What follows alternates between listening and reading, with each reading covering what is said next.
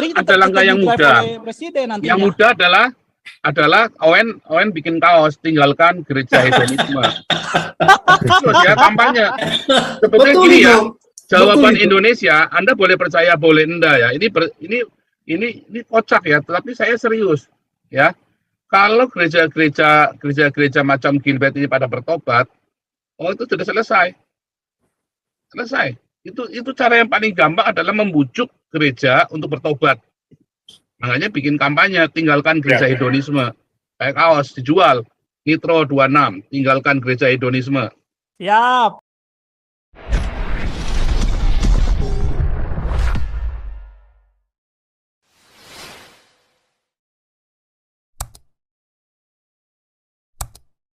Betul Pak.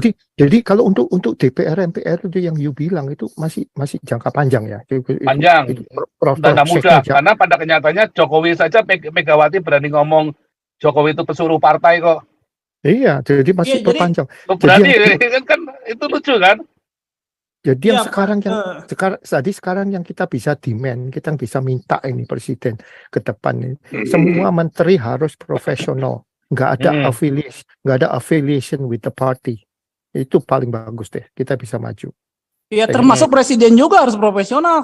Kalau misalkan dari partai juga sama dengan bohong kan. Si sebetulnya ada langkah yang mudah.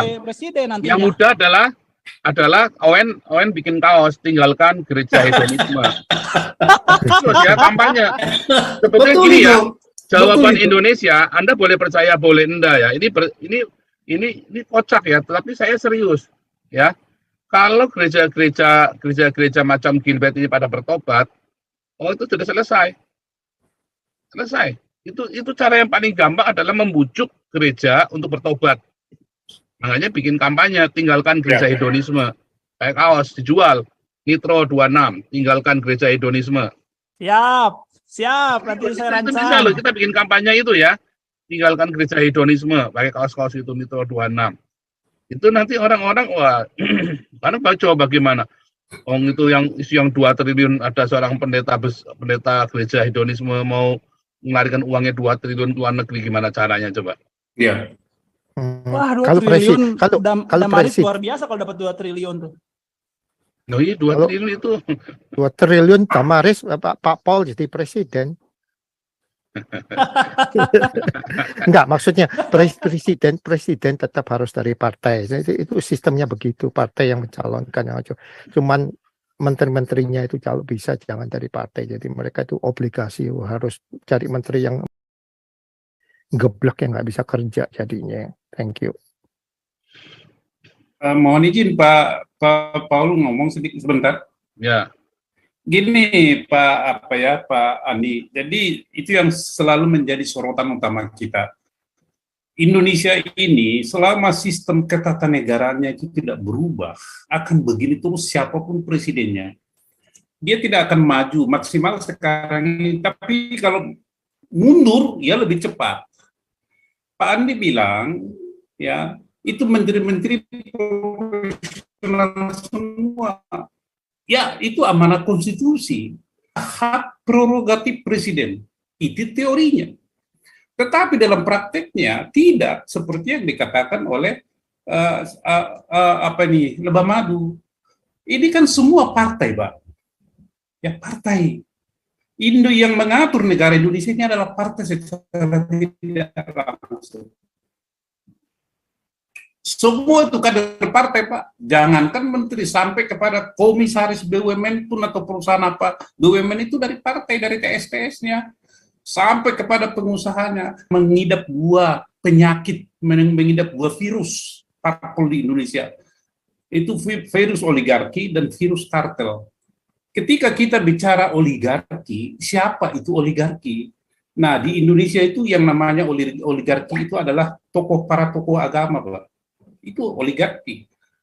Para pengusaha oligarki itu ya komponen daripada oligarki itu. Militer mungkin militer yang miring-miring lah. Kalau yang betul-betul bela negara, jadi ada 3 komponen oligarki yang menonjol di Indonesia. Oligarki yang lain ada, tetapi yang menonjol ini yang 3, Pak. Agama, tokoh agama, politisi, ya orang-orang kaya, pengusaha, dan tokoh-tokoh militer. Nah, ini. Jadi ini presiden tidak berkutik. Tidak berkutik.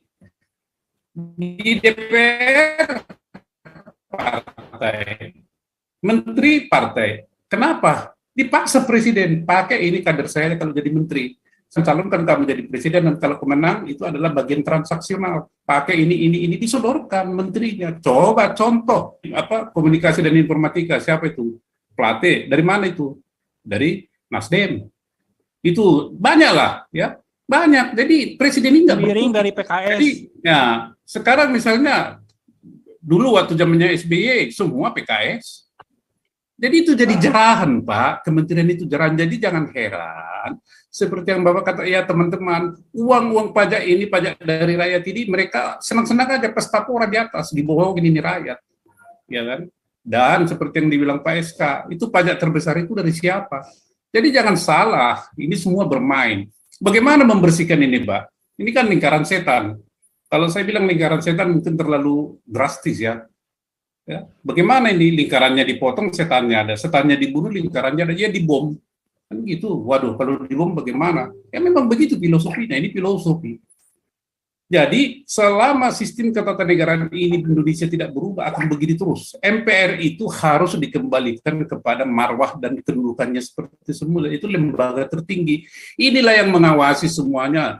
Organ-organ yang ada di negara ini termasuk parpol. Parpol nggak boleh main-main. MUI, NU jangan ada lagi sekarang seperti Ormas. Masuk di MPR sana. Di sana Anda berdebat segala macam soal agama dan lain sebagainya. Jangan di Ormas. Tetapi karena ini sekarang lembaga ini, MPR ini menjadi lembaga tinggi yang setara semuanya, ya udah. Bagaimana ini rakyat cari sendiri. Anda bagi kedaulatan Anda kemana Anda suka. Ini kan akalan. Siapa yang bikin ini? Si Sontoloyo itu, si kakek Sontoloyo itu yang gelarnya udah dicopot. Itu kan keturunan dari mana itu? Dari Yaman sana juga kan. Ini jadi dirusak. Si Balehong. Nah inilah yang ya si Balehong itu, si Balehong ini yang 10 tahun ini si Balehong. Nah, si kakek yang goblok itu yang dari Jogja sana itu yang bilang jalan kaki, kalau si A menang saya akan jalan kaki, katanya mana tukang bohong itu kan. Pantasan itu gelar profesornya dicopot itu. Nah, dia si angklung lah, si Abu Nawas itu. Ya gitu. Itulah yang saya katakan Pak Andi, ini sistem ketatanegaraan Indonesia. Jadi semua itu kader partai, Pak. Kader partai itu yang namanya oligarki. Nah, kartel itu virus yang kedua di partai itu kartel. Ya, oh ada bicara KKN, kartel itu. Oh ini kapling saya, ini kapling, semua dari kapling-kapling, Pak. Kenapa APBD, APBN itu, proyek-proyek semua, siapa yang mereka kerjakan? Seperti si Jangkrik itu. Jangkrik itu kan, semua mereka yang makan itu. Kenapa? Negara tidak mungkin berusaha. Negara itu tidak berekonomi, dia hanya legislator, fasilitator ya. Yang mengerjakan itu yaitu Jangkrik itu, si brewok itu, yang brewoknya masih kalah dari brewok saya ini kan, sama saja. Jadi mungkin harus gitu. Dalam arti filosofisnya gitu, Pak. Pusing kita kalau sedikit-sedikit lah. Sekarang misalnya kalau Bapak bilang, Menteri, ya disodorkan. Kenapa rusak hutan di Indonesia? Kader partai dulu Zulkifli Hasan, zamannya si Balehong. Habis itu siapa itu si Sembiring itu dulu. Itu jadi Menteri Kehutanan, Menteri Keuangan, siapa itu? Dari si ini juga. Jadi udahlah semrawut lah, Pak. Pusing kita mikirin itu, maka selesai. Terima kasih Pastor Paul, terima kasih teman-teman yang lain. Silakan dilanjut. Galaksi Amerika. Ya, shalom Pak Paul dan Shalom. semua saudara-saudara yang terkasih di dalam Tuhan Yesus.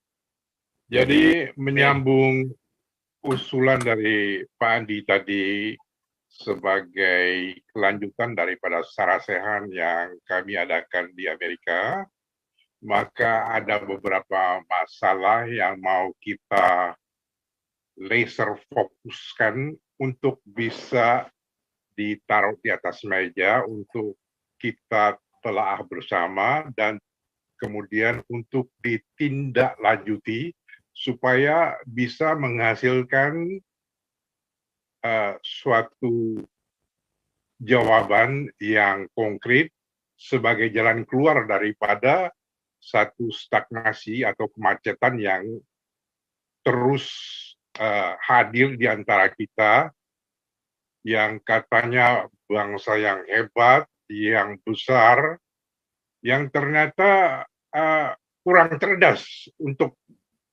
menghadapi dan menyelesaikan permasalahan yang sebenarnya simple saja menurut saya. Misalnya saja, di dalam masalah yang menjadi topik hangat dan bola panas, yaitu mengenai masalah pelarangan ibadah.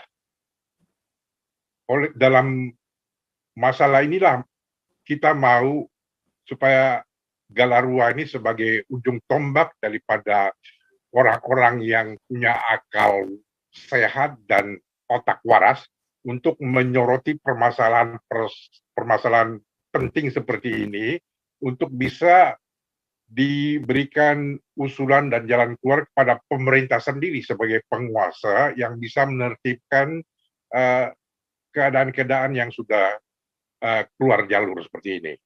Jadi kalau kita undang Johnson Panjaitan sebagai pengacara yang cukup cerdas, kemudian Karni Ilyas sendiri yang sudah pernah hadir beberapa kali di tengah-tengah kita, yang mungkin masih ada yang meragukan, ya kita undang saja sebagai pembicara yang mau kita artinya minta pandangan-pandangan mereka, karena mereka punya pengikut-pengikut yang cukup besar, yang menggunakan pertimbangan-pertimbangan yang bisa kita terima sebagai orang-orang yang bisa mencari jalan keluar. Misalnya saja kembali kepada masalah pelarangan ibadah ini. Apa urusannya ibadah antara umat kepada Tuhannya, kemudian antum yang bukan umat dan bukan bagian daripada hubungan sakral antara umat dan Tuhan ini datang kemudian menyetop urusan ibadah ini. Ini nggak pernah dikemukakan dan dicarikan jawabannya yang cerdas. Nah, ini perlu kita taruh di atas meja dan kita bahas dan carikan jawaban yang keluar, yang cerdas, yang tepat.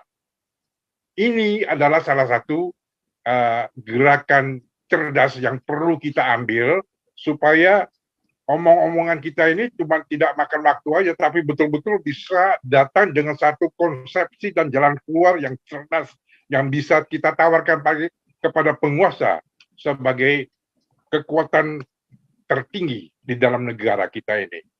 Karena mereka itu bukan bagian daripada hubungan sakral antara umat dan Tuhannya sendiri. Kita nggak ke masjid lalu menyetop urusan sholat mereka, karena itu bukan urusan kita sebagai pihak ketiga yang di luar garis, dan itu bukan Tuhan kita yang mereka sembah. Jadi ngapain kita masuk ke situ lalu sok tahu dan melarang dan menghentikan ibadah mereka? Itu kan nggak kita lakukan.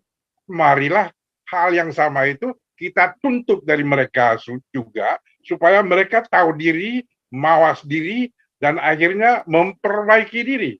Inilah langkah-langkah positif yang bisa kita ambil langsung kepada masalah-masalah nasional yang belum ada jalan keluarnya. Yang dikatakan oleh Jokowi itu hati-hati, hati-hati. Itu bukan jawaban terhadap persoalan yang muncul itu. Nggak ada perubahan, nggak ada yang menyetop kelakuan yang nggak cerdas seperti itu, untuk datang belusuk masuk ke dalam gereja dan menghentikan ibadah yang sedang berlangsung.